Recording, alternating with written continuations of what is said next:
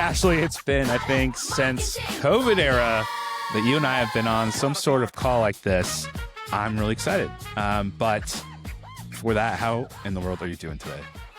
I am doing amazing, Adam. I am so excited to be here.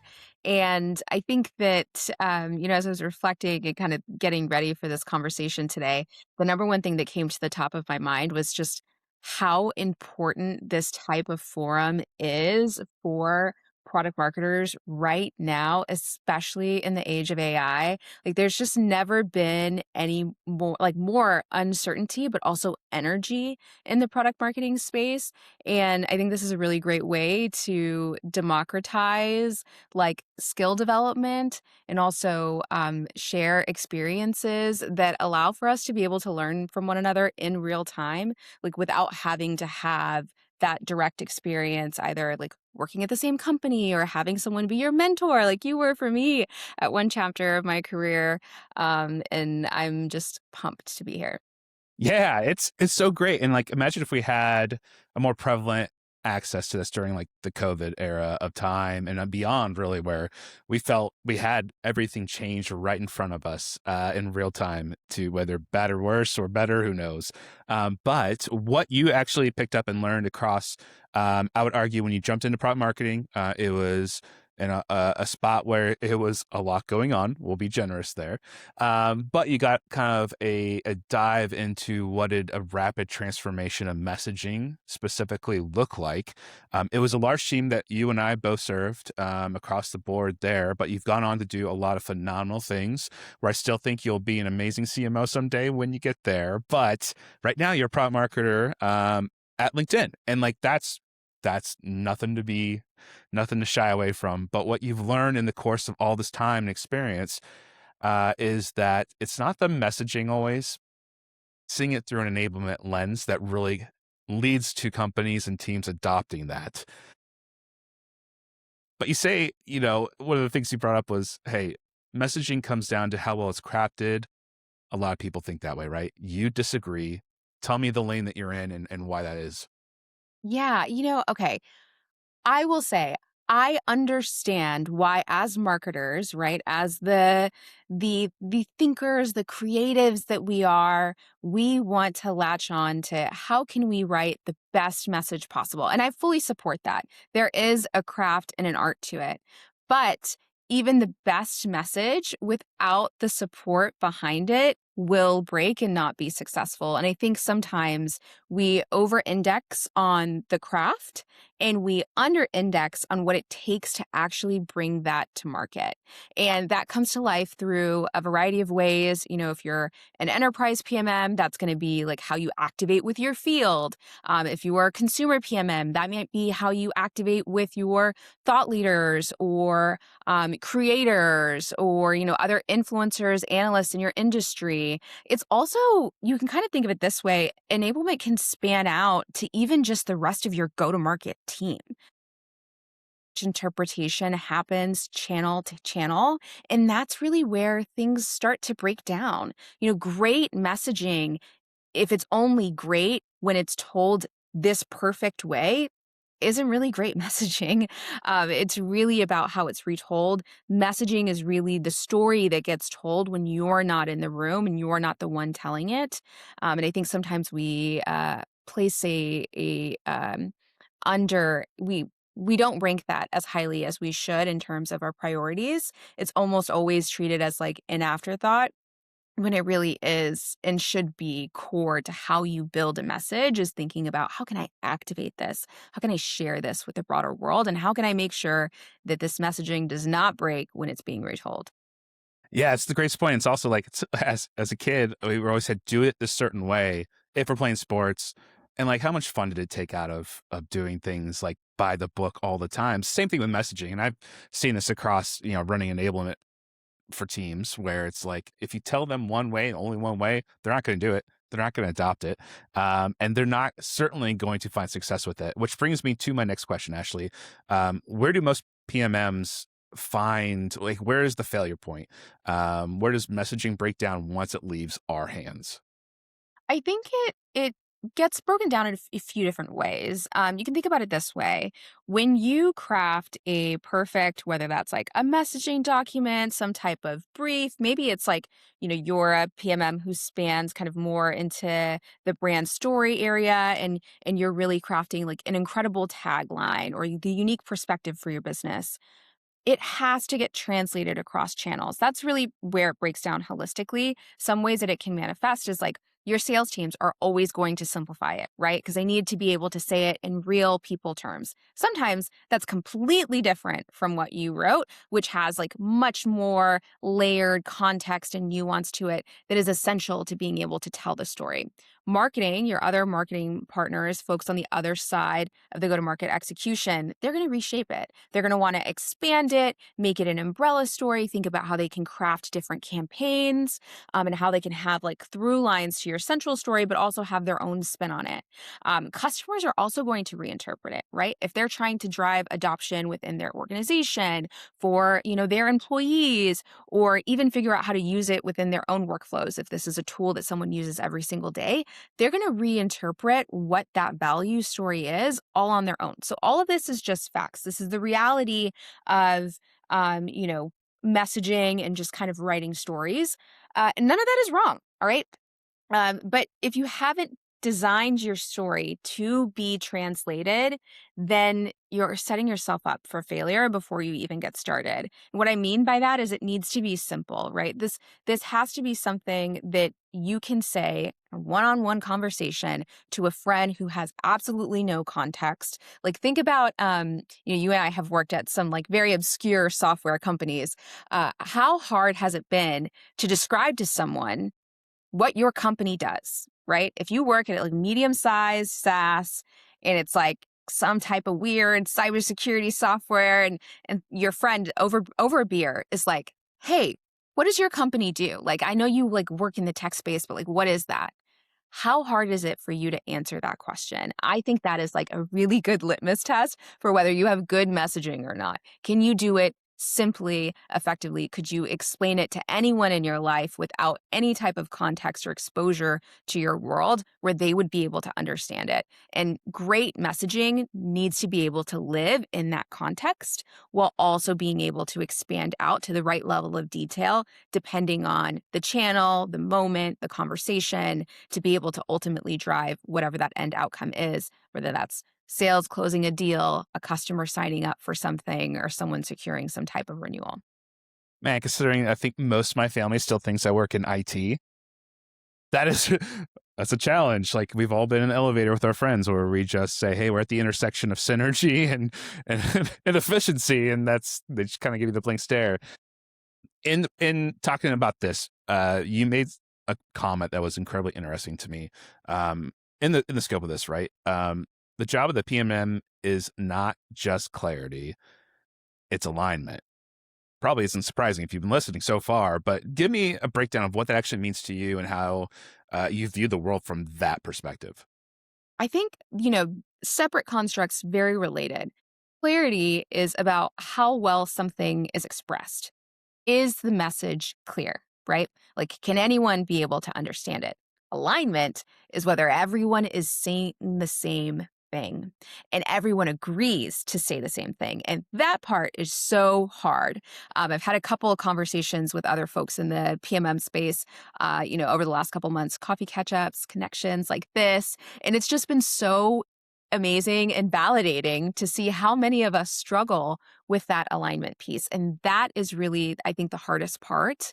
And that's what makes it the most important. You can have a message that's super clear, that's super simple, that you feel like, man, I could tell my buddy in an elevator exactly what I do. The value story is clear. But if you can't move the needle and get alignment within your organization, then you are unable to like pass that translation test, right? Because if everyone is retelling the story with their own special sauce, which we all do, right? We all use different words, and that's like the beauty of, the way the human mind works, of interpretation. If you don't take those things into consideration by forcing alignment, then you're just not going to be able to really be effective, and that's where you're going to start to have some of that messaging pieces break down downstream. There's a mute button. And to that point, when does able what does enablement actually look like when it's done right then? Beyond just sharing the materials, probably is somewhere the word play between alignment and enablement and somewhere in between. But like for you, what does that look like then as you kind of started to build this skill set? Yeah, I think if I think back to my early career, when I first started, I really was really heavily on the enablement side of kind of the PMM sphere, right? As you know, we were working together and we were doing things for sales. That was like how I described my job to folks in my life. And as I've grown in my career, kind of changed functions, of course, PMM looks different everywhere. That's why you have forums like this to open the eyes of folks to get them to see the range of experiences within product marketing. I started to move a lot more into messaging and narrative development. And I think what's funny is that in this moment now, I'm bringing those two worlds together. And that's by choice. That's me really wanting to prioritize and invest in enablement because I believe it is the most important lever in making sure that my great messaging can have the legs that it needs to be successful. So when it's done right, you have to bring people along and co build with them. Is that the easiest thing? Absolutely not. It is so hard to cook when there are lots of other chefs in the kitchen and everyone has a different idea about what ingredients to use, what temperature you're going to cook at. Like it can get really dicey and it brings forward a lot of the pressure and like alignment pain that you would normally have later if you chose to just kind of build in your little incubator and then have those discussions once you have something for people to look at. But I think bringing people along, and by people, I mean, I'll use the enterprise example, but again, you could expand this out to any other type of PMM function and as you need. In the enterprise world, that means aligning not just with field leadership, but also individual ICs. That means talking to customers, talking to analysts, getting everyone's perspective on what the core problems you're trying to solve are, and then working forward to actually start to build out what are the 2 to 5, maybe 3 things that we really want to focus on as our core value props. I know this sounds like so simple, and someone watching this is probably like, okay, yeah, whatever. But that's the reality. It is simple, it is hard. And I think that's probably true for a lot of things in life. You think about things like hitting your macros or drinking your water, making sure you're getting 8 hours of sleep. None of this stuff is complicated. We're not reinventing anything here. We're just adding a little bit more discipline and rigor earlier on in the process to get that alignment so that as you build out your messaging and you actually start to have working drafts of things, you already are incorporating other people's perspectives. That means deciding what feedback or perspectives you want to prioritize, where you want to make trade offs, where there seems to be natural alignment. You'll already start to see some of these things pop up early on in the process that you can address as you're moving through versus, especially when I was earlier in my career, I would never want to do that. I'd be like, no, no, no. I have to have like the most perfect deck fully baked before I ever show it to anyone. And I think, progressing in your career also gives you a little bit more confidence. I wish that I could tell the younger version of myself, like, hey, actually, you will be so much more efficient. The work will be so much better and you will learn a lot more and be able to like write with conviction if you bite the bullet and bring people in early to co-build with them. So I think that's really the biggest factor there because it's really not about, when I say enablement, yes, it is about making sure that folks are set up for success. But if you co-build with them, you know exactly what they need. And they also have conviction and belief in what you're building. And so that creates that natural alignment loop and also that activation loop once you're ready to actually ship something. Yeah, thank you for bringing that up. It takes, for lack of better words, courage to introduce people into your process early on. But the pain that you will feel if you do it later on is infinitely worse. And I mean, I'm living right there. I'm even finding out words that like, oh yeah, I've used this forever, don't translate in environments. And so you got to adapt. And PMMs, if you're listening to this and you're like, this is all great, don't don't please have humility and just know that one word is not going to land or change the deal more than likely, right? Be okay to change it. Okay. Ashley, you said one thing that I think might make it into like the title of this podcast to me, but you said that the best messaging is designed to be repeated, not admired. This goes against some of what I feel like PMMs are like, no, we want this to be admired. Why in the world are you saying that? And how do you know if what you're doing messaging wise is passing that bar? Yes, I know it's controversial. But I think the thing to know here is that, look, um, inspired campaigns, inspired messaging, it has its purpose, but not everyone is Apple. The majority of us are going to be working on things that don't need this like big shiny tagline. Everyone talks about Apple's Think Different campaign, how groundbreaking it was. And yes, we all want to have that aha moment. But the majority of messaging actually sits like way beneath that.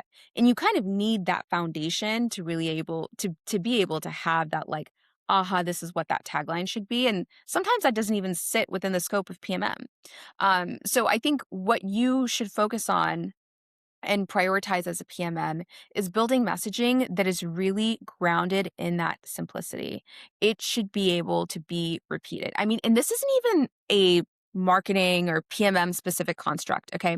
You see it everywhere. You see it in political campaigns. Most recently, the new mayor of New York had like those 5 things that he ran on that, he was drilling into folks. There's a lot of instances in life where if you kind of zoomed out, you could see that most things have, there's a construct of 3s. Like this isn't groundbreaking stuff, but it is the most important.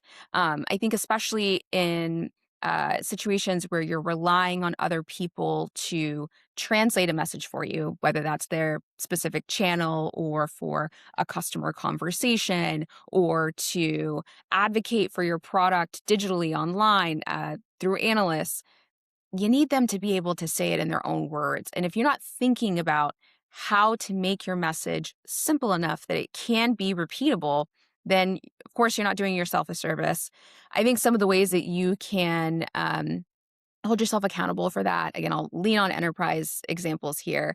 But listening to customer calls and seeing, okay, well, how is that working? You always want to run a pilot and test messaging and test to see if it breaks down as things are moving forward. It's also really great when you put yourself in the hot seat. How good are you at repeating this story to, again, anyone in your life, folks across the go-to-market team? One thing that I've done in the past that I found really, really helpful as just like a tactical tip is actually asking everyone on the go-to-market team to record themselves giving that less than a minute elevator pitch of what this particular product or launch does and why it's valuable. It's really interesting. Even if you're all working off of the same document, you wrote the document together, you will be amazed at how different, even just to your point, the slightest change of a word can have on the overall meaning. And sometimes you'll actually find like, hey, I actually really liked the way that person put it together. Or, it's just easier to hear something and be able to interpret like how that stack ranks against what you wrote when it's not coming from your own voice. I think that's like my overall biggest advice is you got to co-build with people, bring people along, make sure that you give yourself enough time to test. I feel like most people over-index on the craft, and so they spend the majority of their bandwidth in that go-to-market timeline on just trying to write the perfect words before they ever even socialize it. And it's just like, I got to get to like my draft I'm passing off for review. And that's going to, then I'll just need a couple weeks to get everything else together. It's like, no, you got to flip that in reverse and really invest the time at the beginning to test and be willing to like challenge your own thinking too. To your point, you can't fall in love with the words. You have to just be committed to the craft and also be realistic about what it takes for your efforts to be successful, which is really in relying on everyone else to channel that message when you're not in the room pulling the strings.